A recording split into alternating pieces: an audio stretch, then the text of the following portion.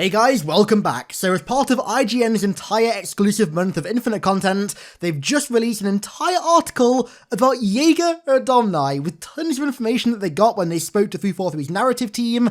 We can't wait any longer. There is so much exciting detail in here, we gotta dive into it. So, starting off like not even looking at Jega, they confirmed that the Banished is still led by Atriox. And to quote, the Banished have layers of middle management that Chief is going to have to shoot his way through before he can get at the guy at the top of the pyramid. So, contrary to what people thought last year when that first Banished announcement trailer said to honour the will of Atriox, it seems like Atriox is still there. Fingers crossed this means he's going to be in the game, because I would love to see him there with Escharum. That would be so sick. And speaking of Escharum, I'm pretty sure we already knew this from Shadows of Reach, but they do confirm that Escharum is the second in command of the Banished, right behind Atriox. And then, beneath Escharum are the Spartan Killers, who are also known as the Hand of Atriox, which I think we all kind of presumed. The Hand of Atriox / Spartan Killers are top shelf fighters who are hellbent on ending Chief's reign as the demon. So obviously Jega Adomni is a member of the Hand of Atriox and is apparently a dual red energy sword wielding elite. Now I'm not sure if this was just kind of weird phrasing in the article, or like a hint at something different. Maybe when they say that he's a dual energy sword wielding elite, maybe his weapons change from the sword and the shield or like wrist blade thing that he has to actual dual energy swords in gameplay. Honestly, I don't really mind which way they go. I'm so down for both. I think what it looks like right now with the sword and the kind of wrist blade is really unique, but at the same time, I would love to see an elite dual wielding energy swords in a Halo first person game. I can't believe we've never had that before.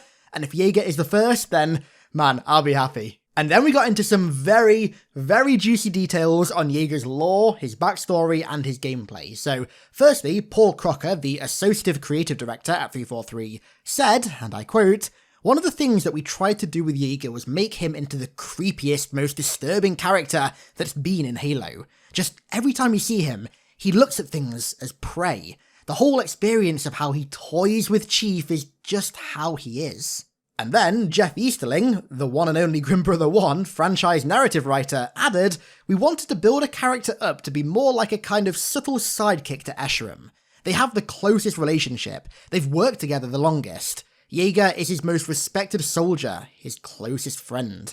The entire group of Spartan Killers is a showcase of the Banished power. Not only are they furthering the cause of the Banished, they are also inspiring all of the troops that are beneath them." Jeff then carried on talking about Jega, saying that he was a member of the Silent Shadow, which is actually the first official hard confirmation we've had of that, which is so exciting. And in one of his many secret missions, one of those endeavours left him in the state we see him now, where his lust for battle and vengeance completely outweighs even his own pride in his own culture. Which is of course referencing his cybernetic arm and mandibles, and in accepting these cybernetic body parts, he went against Covenant tradition, and also, like Jeff said, the tradition of the elite culture. The Banished represent what the Covenant would have been like if you didn't have their dogmatic restraint on things.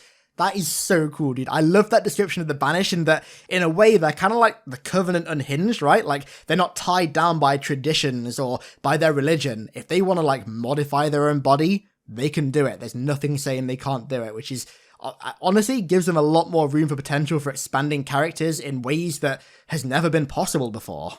And then Jeff also said that Jega's almost like the inverse of what you'd expect from the Arbiter. Instead of taking the high road, it's stripped down. We asked ourselves, what is the psycho element of the Arbiter?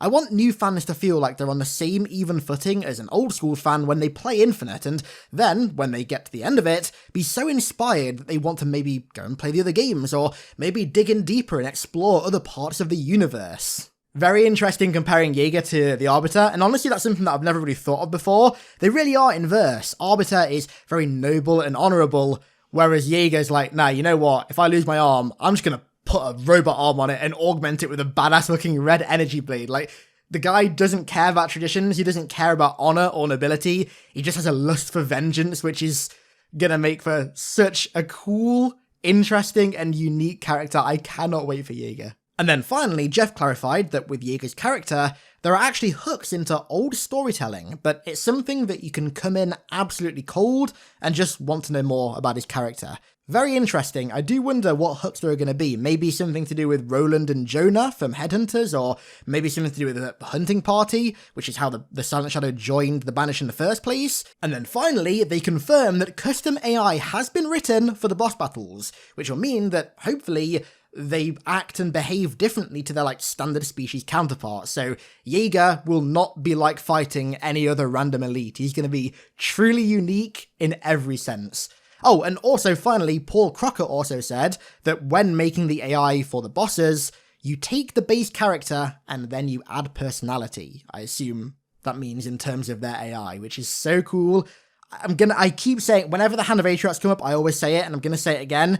The Hand of Atriox just give me extreme Metal Gear vibes. I really hope that custom AI they've got for the bosses means that all the boss battles in the Hand of Atriox are as unique from each other as, for example, the Foxhound boss battles in MGS1. Like Psycho Mantis was absolutely nothing like Vulcan Raven or Grey Fox or Liquid, for example. And if we get that level of diversity in the boss battles with the Hand of Atriox, in addition to all of their insanely cool characters, then we're in for a good time, my friends. We're in for a good time. So that's going to do it for this very quick video. I actually have another video coming out in 2 or 3 hours, so keep your eyes on the channel for that one. It's completely different to this, but I was going to release it today, so I figured I'd just release it today anyway. So yeah, keep your eyes on the channel for that.